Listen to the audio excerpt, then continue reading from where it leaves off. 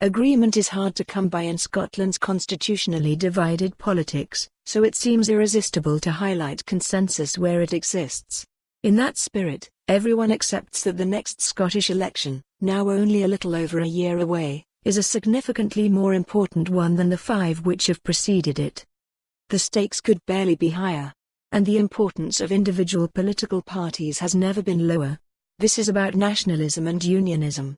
A nationalist majority is highly likely to result in a second independence referendum, the outcome of which is 6-5 and Pickham, to quote an only slightly less believable political drama.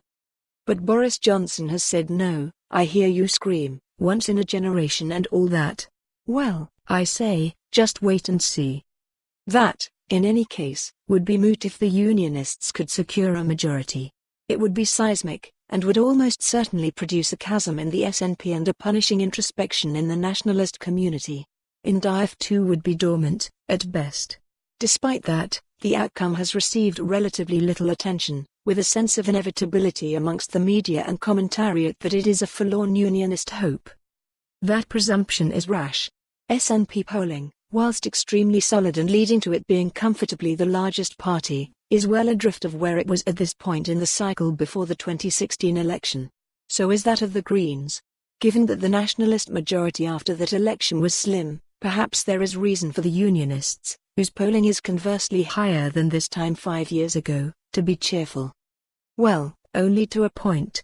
Seat projection calculators are generally still translating the current polls into a comfortable nationalist majority, often placing an SNP-only majority on a knife edge.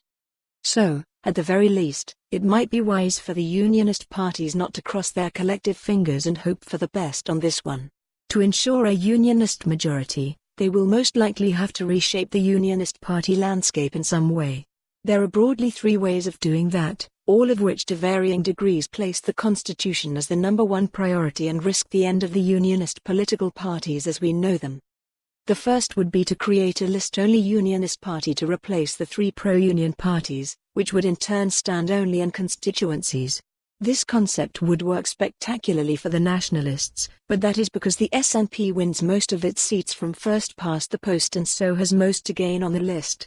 Most Unionist seats, conversely, are already from the regional list, so the value of replacing them with seats for a single party is minimal, and indeed their number would probably fall. So, all pain and no gain. The second option, then, is for 2 parties to stand aside in every constituent. For more on this story, visit the news article link.